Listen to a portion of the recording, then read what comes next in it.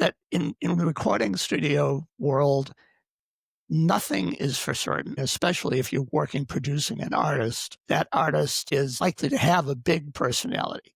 And Yeah. so learning to thread that needle and at the same time figure out a way to bring out the best in that artist is I think the biggest um, skill that's carried over into starting a more traditional business. They say it's lonely at the top. They're right.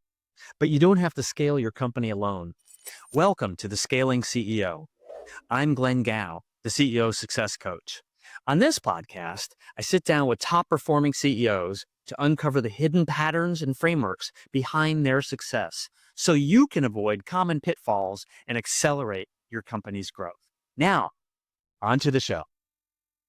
Today, on the Scaling CEO, we have a guest whose journey redefines what it means to be a founder. Peter Malek is the founder and CEO of Inbound AV, a HubSpot solutions partner that helps businesses drive exponential growth. Can't wait to hear about that exponential growth, Peter. But before he was building marketing strategies and leveraging AI for clients, Peter had an entirely different career as a multi-award winning music producer, guitarist, and songwriter. Amazing. Peter has seen growth from two completely different worlds, the creative chaos of the recording studio and the structured sprints of a tech startup. He understands how to blend art and science to create something that scales. Get ready for a conversation that will challenge your assumptions about the skills it takes to scale. Peter, welcome to the show. Glenn, thank you for having me. It's great to be here. Peter, you've had two very different successful careers. One is an award-winning music producer and another is a CEO. What is the most unexpected skill from your time in the recording studio that gives you an edge in scaling your company today? Well, I would say that that in the recording studio world, nothing is for certain. Every day brings its own challenges. You are working with different personalities every day, and especially if you're working producing an artist, that artist is is likely to have a big personality, and Yeah. so learning to thread that needle and at the same time figure out a way to bring out the best in that artist is I think the biggest skill that's carried over into starting a more traditional business. I love that. One of the things I tell CEOs is the most important thing you can do is build a great leadership team. And then the second most important thing is to manage that team so that they perform. And I never thought about performing in the context of a recording studio, but the similarities are very similar, right? We have talent. We need to get that talent to feel comfortable performing at their best level. So that's a Exactly. great way to think about it. Thank you. Yeah, no, it's really kind of the key of being a producer in music is it's really kind of all about the relationship you develop because you want to create an environment where the artist can really just be free to create something amazing.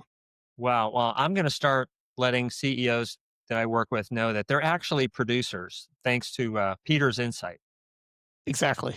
Yes, a whole new crowd of record producers. I like it. I like it.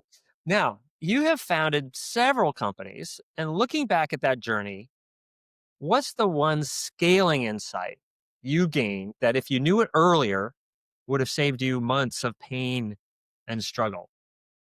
Well, I have to preface this by saying I'm a slow learner. And interestingly enough, I came to marketing totally by accident.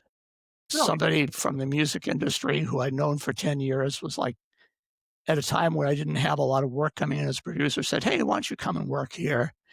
And I said, "Well, what am I going to do?" And they said, "Well, I don't know. We'll figure it out." And that's how I became a marketer. And so a lot of times in my life, things have opportunities have sort of hit me in the face. And it's been a matter of trying to recognize that opportunity and then go with it and make something special out of it. Well, I love that because opportunities are hitting us all the time, and the question is, do you recognize it as an opportunity or not. And it sounds like you've done an excellent job of that. Thank you. Yeah, sometimes yes, sometimes not so much, but nevertheless, and to sort of take that forward to today, um, the company I run is not a scalable company. It's a HubSpot marketing partner. We do a lot of user experience, website design. We do strategy around HubSpot.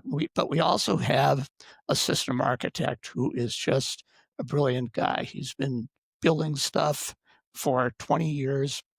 And really, the biggest scaling opportunity that I've sort of glommed onto right now has actually happened very recently. And that is Yeah. What is that, that? yeah, so our system architect, Joshua, came to me fairly recently and said, "Hey, I want to show you something. You got a minute?" I was like, "Absolutely." And what he showed me was basically a micro SaaS product, which is something that we've been interested in general. And that micro SaaS product he built because the project management software we use, there were certain features about it that he hated. Hmm. And so he built this little widget that ended up addressing two huge issues with this platform and something that they haven't been able to do, even though they've been aware of it for a Interesting. long time.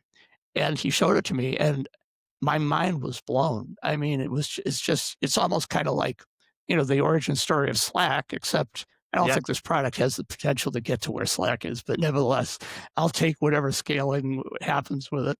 But, yeah, it was amazing. And it's just like, just from the concept of like, keep putting one foot in front of each other and the opportunity is going to appear. Keep Right. doing good things. Right. And so this is fairly new for you. And this is this another situation where you see an opportunity and now you're going to take advantage of it. Yeah, I mean, we're actually exploring micro SaaS, and I have another partner who I've been discussing a similar sort of product specifically for abandoned shopping carts in one of the big e-commerce platforms. And so when Joshua showed me what he'd done, it just totally aligns with the direction we've been heading. But Well, that's yeah, great. So, we're here to talk about scaling a company and twice I've heard you talk about how you have to be open to opportunity. And it sounds like here you have an opportunity that just might help you become more of a scaling company than you thought you were before. Did I get that right? you did. And actually, Joshua and I started a SaaS platform. I think it's been 5 years now, 4 or 5 years, and we failed utterly. And but at the same time, we learned so much from our failure that Right. I think it really sets us up to for the next horizon. Well, that's great. Now, let me shift a little bit to the actual work you do for companies and ask you about scaling because while maybe your current instantiation isn't a highly scalable company, but your next one will be, you as a company help your clients scale. Exactly. So I'm really interested in hearing some insights that you can bring about what do you see since you work with multiple companies about the obstacles they have to scaling. Well, our perspective is first of all from a marketing perspective and a sales perspective. And the thing that I see the most is like, every public facing part of a company, which is your email, your social, your website, your webinars, whatever it is, they're an interconnected system. And they're really, each part is dependent on the other.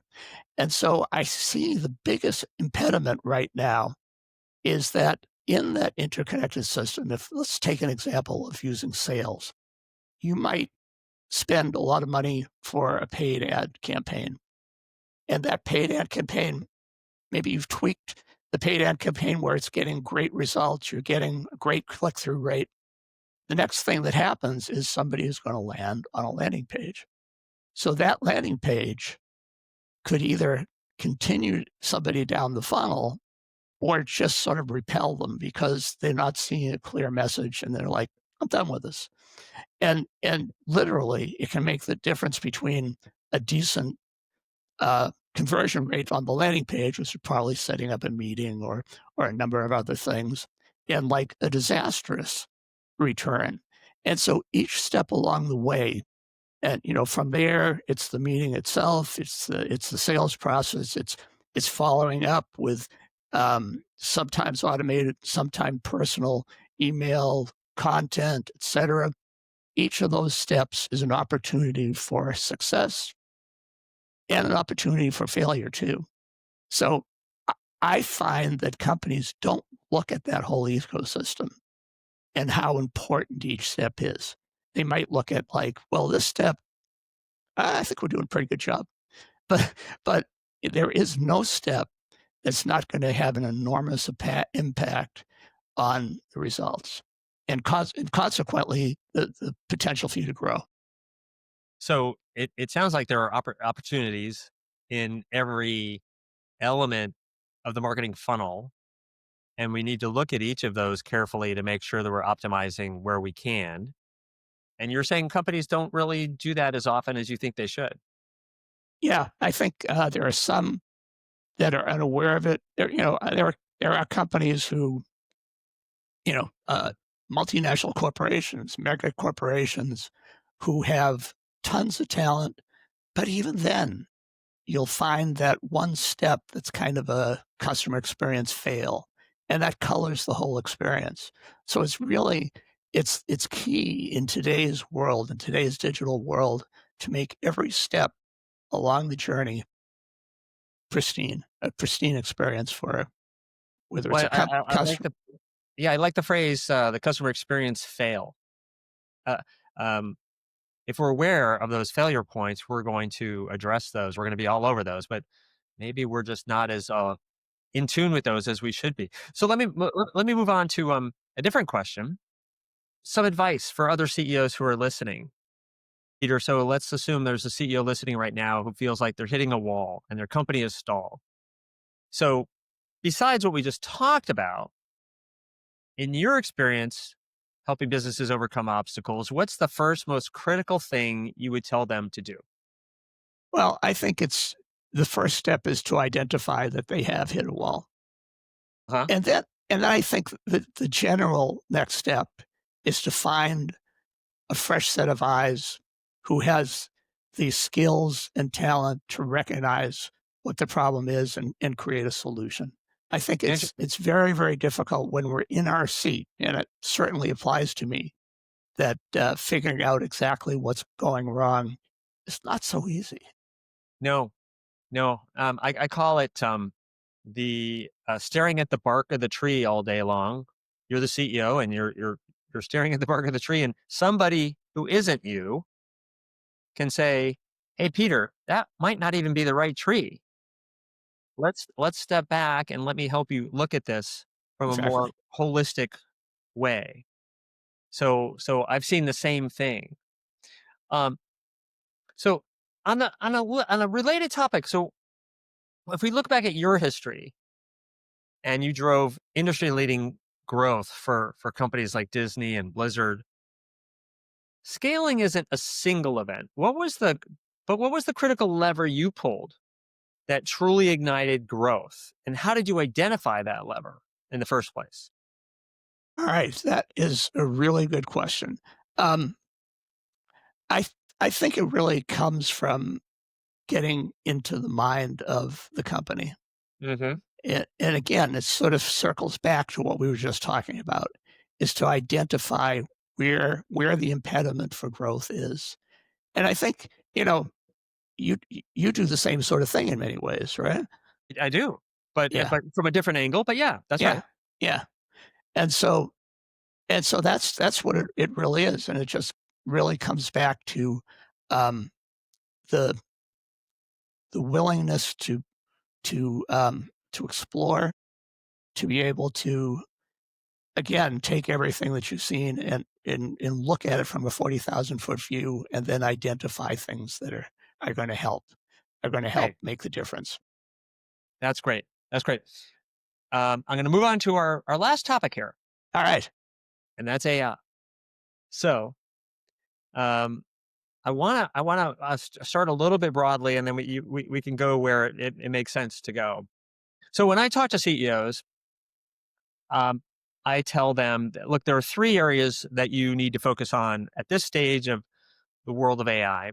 One is look at the operations of your company and see how you can take advantage of everything that's available to you, whether it's using LLMs or it's using AI embedded into the tools that you're using, and make sure that everybody in the company is thinking about how can I become more effective, more efficient.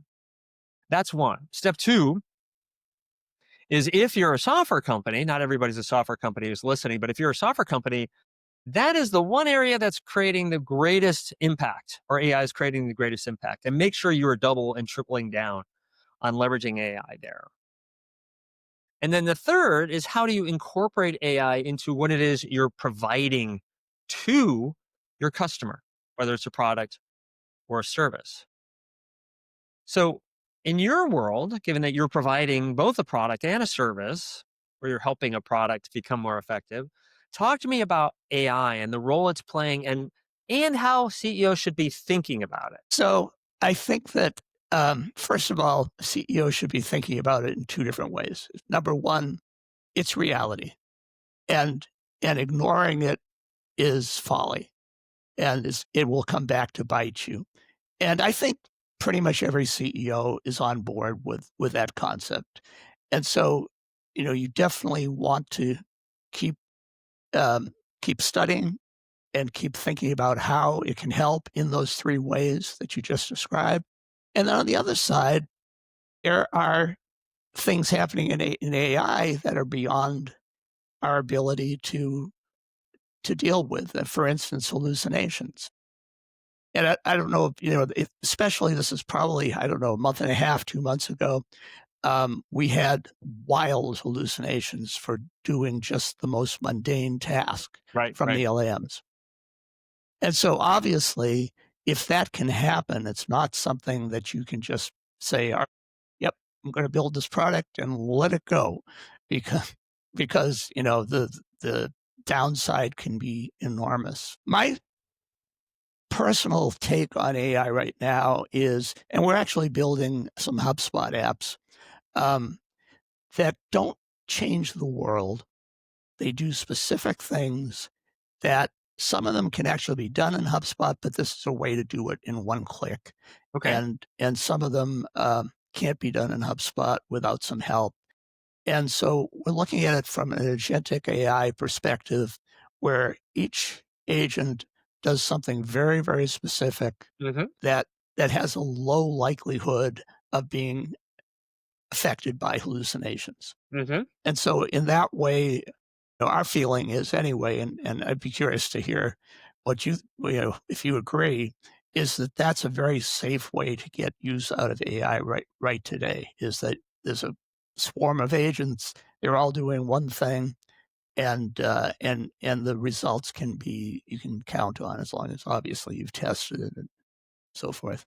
Yeah. So there are a variety of ways to overcome hallucinations depending on what problem we're trying to solve. One is to use multiple LLMs and go through the same prompting exercise to see what kind of answers they come up with. And if you get the same answer, your confidence level goes to the roof about Totally. that is the right approach. The second thing is it depends on the level of importance of what AI is delivering to us. But in most cases, we want a human in the loop.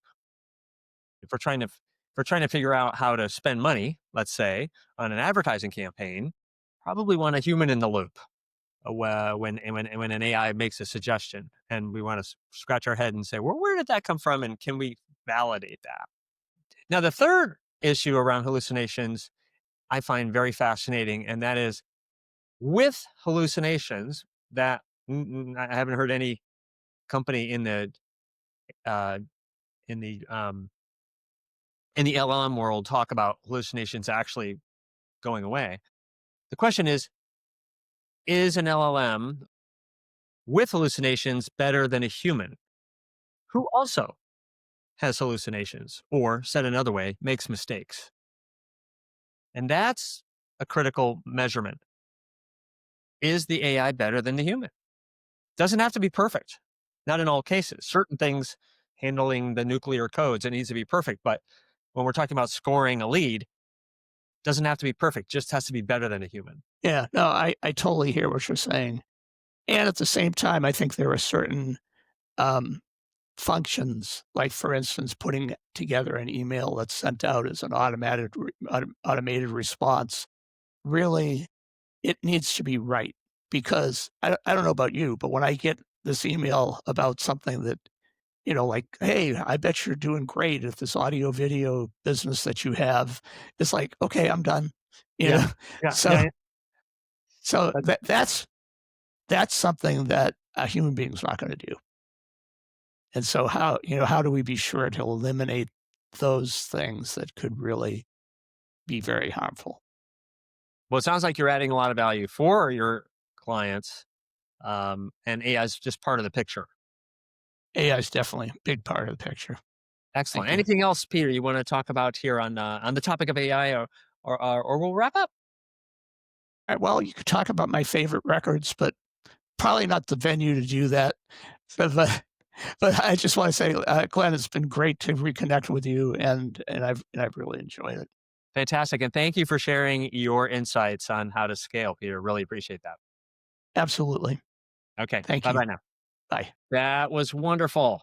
And I think we're going to come in under the time limit. Nice. So, one of the reasons I started this podcast, one, I love talking to CEOs. So thank you for being available. Really.